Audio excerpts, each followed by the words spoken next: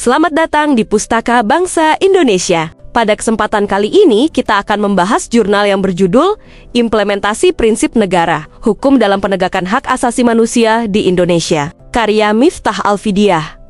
Prinsip negara hukum merupakan dasar penting dalam penyelenggaraan negara Indonesia. Dalam konsep ini, semua tindakan pemerintah maupun warga negara harus mengikuti hukum, bukan kehendak pribadi atau kekuasaan yang sewenang-wenang. Hukum berfungsi membatasi kekuasaan, melindungi hak masyarakat, dan memastikan pemerintah bertindak adil. Seiring perkembangan zaman, konsep negara hukum di Indonesia tidak hanya dilihat sebagai aturan formal, tetapi juga harus membawa nilai moral, keadilan, kemanusiaan, dan kesetaraan. Hal ini ditegaskan dalam Pasal 1 Ayat 3 Undang-Undang Dasar 1945 yang menyatakan bahwa Indonesia adalah negara hukum, hak asasi manusia. HAM menjadi bagian yang tidak terpisahkan dari negara hukum. Negara yang benar-benar menegakkan hukum harus menjamin perlindungan hak setiap warga negara. Di Indonesia, jaminan HAM diperkuat melalui amandemen Undang-Undang Dasar 1945, terutama Bab 1 Pasal 28A28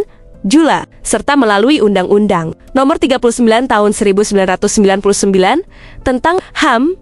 Indonesia juga meratifikasi berbagai instrumen internasional seperti ICCPR dan ICESCR.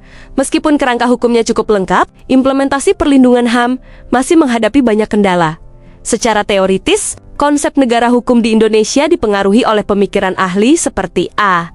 Dicey, Lon Lebar, Fuller, dan pemikir Indonesia seperti Jimli Ashidik dan Mahfud MD. Negara hukum Indonesia menggabungkan prinsip legalistik Barat dengan nilai Pancasila sehingga menekankan keadilan sosial. Dalam praktik ketatanegaraan, pelaksanaan prinsip negara hukum didukung oleh lembaga seperti Mahkamah Konstitusi, Mahkamah Agung, Komnas HAM, dan Komisi Yudisial sebagai mekanisme check and balance secara normatif. Indonesia telah memiliki peraturan HAM yang cukup maju. Namun, implementasinya di lapangan masih belum optimal. Berbagai pelanggaran HAM berat seperti Trisakti, Semanggi, Tanjung Priok, dan kekerasan di Papua menunjukkan adanya gap antara aturan hukum dan praktik penegakan hukum. Banyak kasus tidak tuntas karena lemahnya koordinasi antar lembaga, tumpang tindih kewenangan, serta rendahnya kemauan politik. Komnas HAM memiliki peran besar dalam penyelidikan, tetapi kewenangannya sebatas memberi rekomendasi sehingga penyelesaian kasus masih sangat bergantung pada langkah lembaga penegak hukum lainnya.